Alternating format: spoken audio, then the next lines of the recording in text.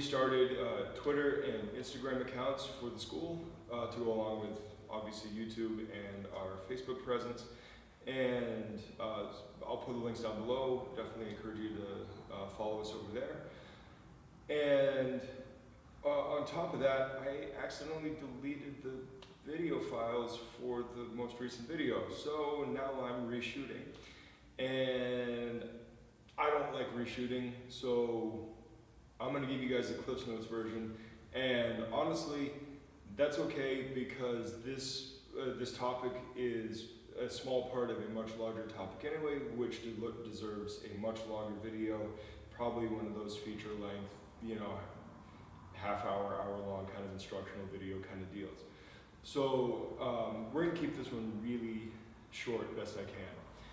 And that is the concept, the cue, that when we teach people how to punch, we often need to cue people to turn their hips, turn their bodies into the strike, which is all well and good. But one of the cues that gets thrown out there is squash a bug. Sometimes people will say, put out a cigarette.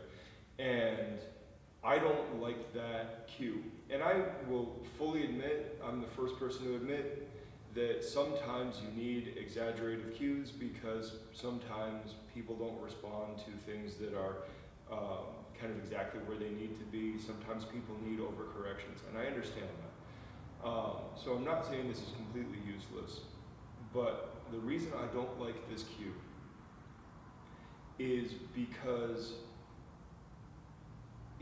it doesn't just over cue you, it puts you in a bad position at the end of it. The idea of squashing a bug or putting out a cigarette, this idea is all about the rotation of the foot and driving the foot into the ground. The problem is that that's all rotation, but it's not body structure and it's not really directional. And the problem is that striking is directional. And there's math and physics that goes into that, and we're not going to get into that. But the main idea is that you need your energy going in the direction of the target. You really don't want a lot of extraneous lateral direction. And the problem is that you're already losing energy in any system anyway. That's just how physics works. So setting yourself up to lose more energy than necessary is really not a good thing. So the way that we can circumvent that, honestly, my favorite cue for it is to get somebody to use sprinting as a cue. Because when we teach somebody to twist and turn into it like they're squishing a bug, right? There's so much rotation that it becomes kind of an absurd caricature of the motion that we're after.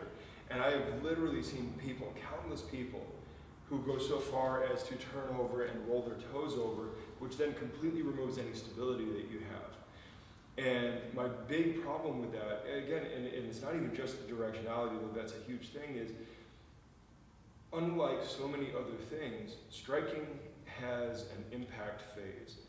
And you have to be prepared for the impact that's resulting from that and how to recover from that impact.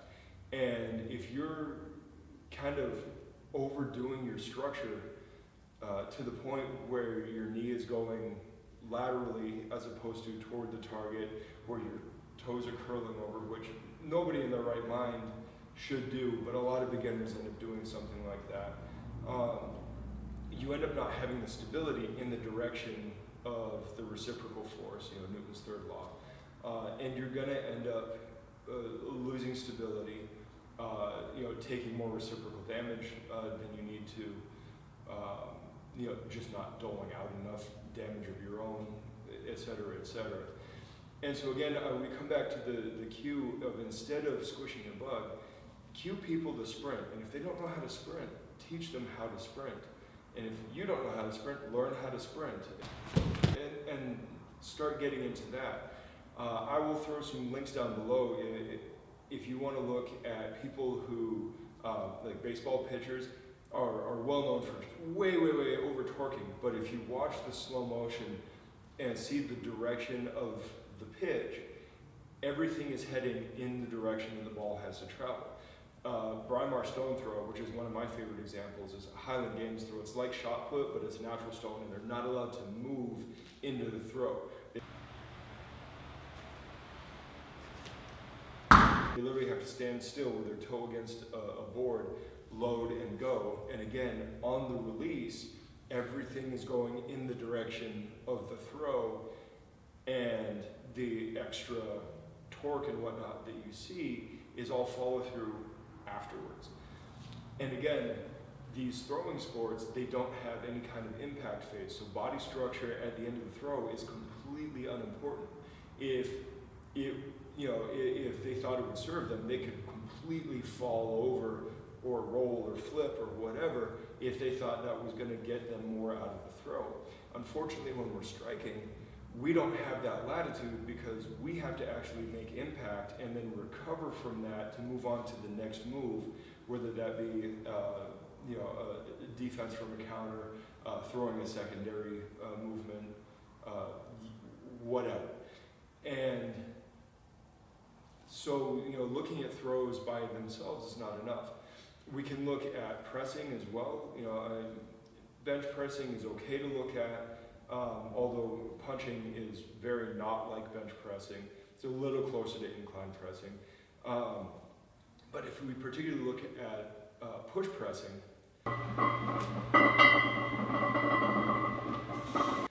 that is actually really close to the structure mechanics necessary on a punch, because you have leg drive and then you have the stability into getting under the weight and driving it up. In fact, it's a little better than a jerk, because in a jerk you're actually extending your arms under and just kind of catching the weight. But in a push press, you're still extending through that last half to quarter of the range of motion of the press. And even though that's still not really like a punch, that gives you an idea of how you need balance and structure and stability when there is something resisting you. And that's a pretty important thing. Honestly, to go along with the sprint, you can even use the concept of broad jumping, and that is a pretty powerful idea too, because again, that's very directional, and that's getting people into the idea of springing forward into it. So instead of getting people to turn and way overdo it and then lose stability at the end, when they need to have some stability on that impact for both the return and recovery, as well as just making the impact more efficient, you're going to get a lot more out of it if everything is going in a direction.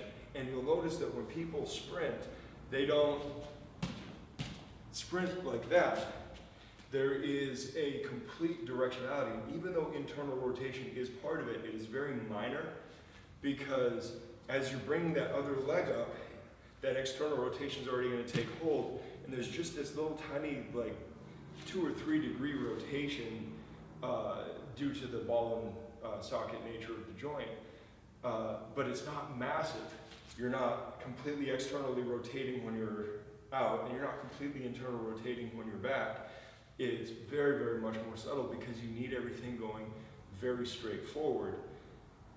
So I would urge you to stop using the cue of squashing a bug, because it's just too much in the wrong direction and really robs people of that hard impact and strong recovery from the end of the move that they could otherwise have. So I'm going to cut it off here. We can definitely talk more about punching and cueing and all of that later on. We can do a much bigger video on that later on. I will put some videos and links down below for you, so check those out. Subscribe to our new social media sites. Links will be below. And we are running a holiday special for November and December.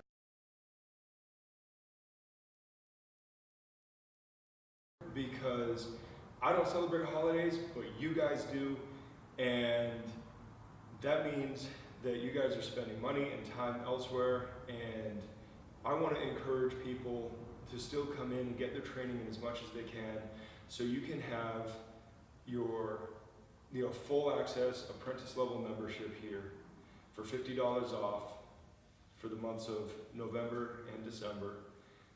Come in as much as you can,